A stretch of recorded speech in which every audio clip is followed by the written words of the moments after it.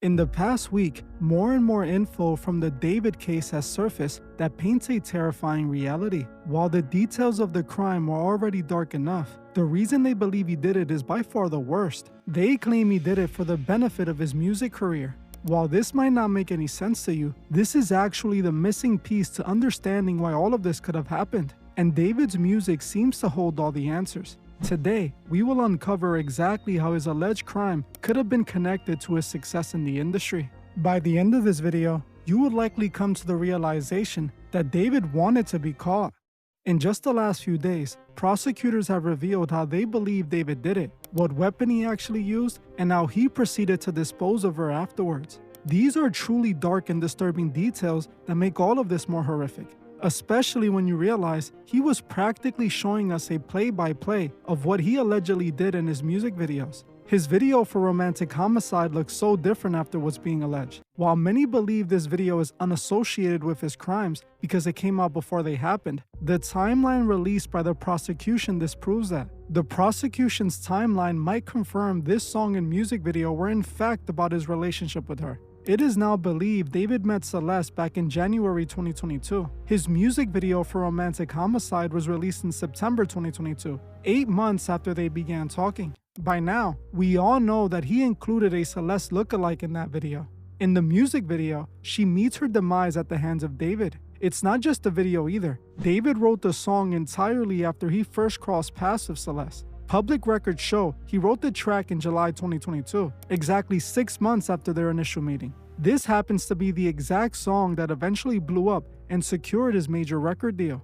Things get quite interesting when you look closely at this newly established timeline. When David met Celeste in January, he was an unknown name, completely off the radar, and not yet a famous artist. By July, he had already written a song about deleting his girlfriend in the back of his mind. Shortly after that, he shoots a music video featuring a clear Celeste lookalike, whom he ultimately ends up deleting at the end of the video. This was essentially the spark that started his career. Mind you, all of this came out years before the alleged real-world events took place, which leads me to wonder if this outcome was planned from the very day they met. Furthermore, this dark twisted theme extended far beyond a single track. Romantic Homicide acted as the starting point, and David went on to release several more songs and music videos that followed this exact same disturbing pattern. This forbidden relationship and its eventual dark ending became the central narrative in his entire discography. It strongly appears that Celeste became the primary source of his dark creativity. It is as if David was obsessively documenting this dark, forbidden narrative across multiple tracks and visuals.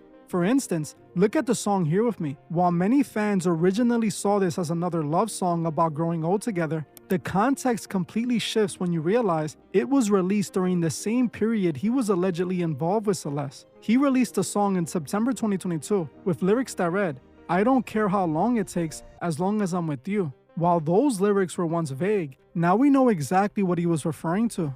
This becomes especially clear when you look at the music video. Just like in Romantic Homicide, the actress used in this video seems to resemble Celeste perfectly. Then you have his debut EP, Petals to Thorns, which is practically an entire album of tragic romance songs. Tracks like Poetic Vulgarity and Sleep Well continue to play with these themes of a forbidden romance mixed with a strange, underlining sense of dread. In several of his music videos, David portrays an alter ego named Atami, a name that literally translates to pain in Japanese. David actually calls Atami his evil twin, telling us clearly that this was his dark alter ego. Even more disturbing is the recurring imagery of the female lead in his visuals. Whether it is in the Romantic Homicide video or in his other cinematic projects, he consistently casts actresses who share a striking resemblance to Celeste. In these stories, the relationship almost always reaches a violent or tragic conclusion, usually with David's character standing as the last one remaining. By the time he released his debut album Withered, the titles themselves like Unrequited and Leave Me Alone seemed to be screaming the subject of a relationship that was spiraling towards a dark end. When you stack these videos side by side, it becomes difficult to view them as mere creative fiction. Instead, they look like a multi-year rehearsal for the very reality the prosecutors are now describing in court. All of these components together seem to paint a very clear and disturbing picture.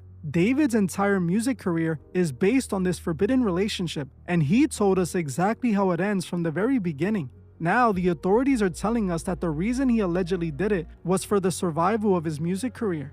They claim it was to keep her from exposing him to the public. The prosecutors state that Celeste threatened to disclose damaging information about their relationship to end his career after they had a disagreement. David was getting ready to drop his new album and she threatened to expose him. So, just days before his album Withered was released, he allegedly silenced her. But the name of this album seems to point to a different reality entirely. The answers are all right in the open. When a person dies, their body withers away. David had already chosen to call his album Withered well before he allegedly did it. He also had already planned this tour around this death and casket theme. This means that he was already planning on silencing her way before the alleged crime took place. This reflects the theme in all of his music videos and songs. Since day one, he was showing us exactly how this relationship would end. I don't think David did it just to stop her from exposing him. That makes no sense considering all the rest of the context in his music. He was planning on doing this since day one. Since Romantic Homicide, David has been telling us that this was his plan. He showed us how he found the girl, had a forbidden relationship with her, and then silenced her, all within the world of his music.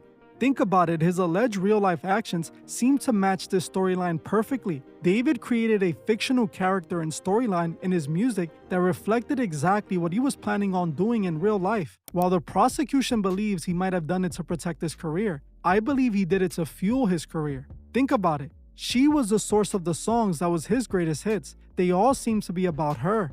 The visuals in all of his videos depict either him being with her or him ending her. His last album is literally titled Withered. This is an album that was released just days after she was gone, and months before her withering body was eventually found in that abandoned vehicle. This brings us to one of the most baffling details of this entire case. For months, many people wondered how someone would be stupid enough to leave the ultimate evidence in a vehicle registered in their own name. When you look at this through the lens of his art, this appears to be a deliberate part of his final act. He knew he would eventually be caught, and he made it a part of his dark, twisted show. The evidence strongly suggests he actively wanted this discovery to happen exactly the way it did. By leaving her right there inside of his own trunk, he guaranteed that his name and hers would be permanently linked in the public eye forever. He sang about this exact scenario and heavily documented the dark conclusion of their forbidden relationship in his music because he was writing the script for his own inevitable downfall. A person looking to simply protect their career and walk away completely free would have hidden the evidence as far away from them as possible. Leaving everything so close to home ensures that his fans, the media, and the authorities would all eventually piece together the very story he spent years laying out in his music. He essentially turned this real-life tragedy into the ultimate promotional piece for his dark aesthetic. The discovery of that abandoned vehicle serves as the final scene he had already directed in his mind. That's why he kept showing us scenes of a person being placed in a trunk in his videos. He wanted the world to find her, and he wanted everyone to realize that the Atami persona was a literal reflection of his true self. He was proving to his audience that the pain and the dark themes in his music were entirely real. This guaranteed that his legacy would be permanently cemented in the exact twisted narrative he created from the very beginning. When you look at the timeline of his actions following the alleged events, the theory that this was a deeply calculated performance piece becomes even more apparent. After Celeste was silenced, David leaned entirely into his dark aesthetic, remaining directly in the public eye.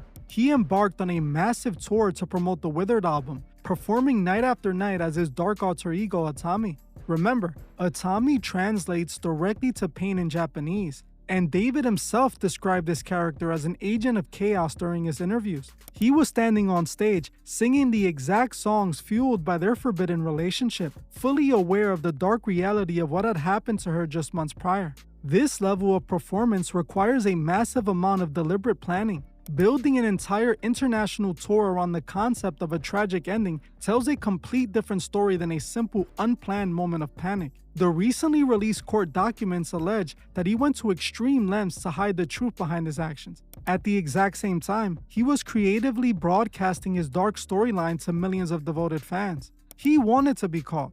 He seemingly required these high stakes to be real to validate the tortured, heartbroken persona that his entire brand was built upon. It strongly appears that David viewed his own life, and unfortunately Celeste's life, as direct extensions of his cinematic music videos. The timeline makes this completely disturbing. He was literally in the middle of performing these very songs on tour in Minneapolis on the exact day authorities finally made the discovery in his abandoned vehicle in Los Angeles. This was the exact moment his fictional storyline collided with the undeniable truth. He was actively monetizing this dark secret. From the early lyrics of Romantic Homicide all the way to the final release of Withered, he used their dynamic as the absolute foundation for his success, ensuring that this art would perfectly imitate his alleged reality. But what do you think? Do you feel like this was planned from the very beginning? Or was this all just one big coincidence that just led to this dark final outcome? Let me know in the comments. I myself am interested in seeing if his music will be used to paint the narrative in court. To me, it seems like he confessed to the crimes in his songs already. If you're interested in seeing how David's music could be used against him in court, watch this video right now. And if you want to support unfiltered investigations like this one, make sure to like this video and subscribe to join the movement. I want to thank you all for watching, and I'll see you guys in the next one.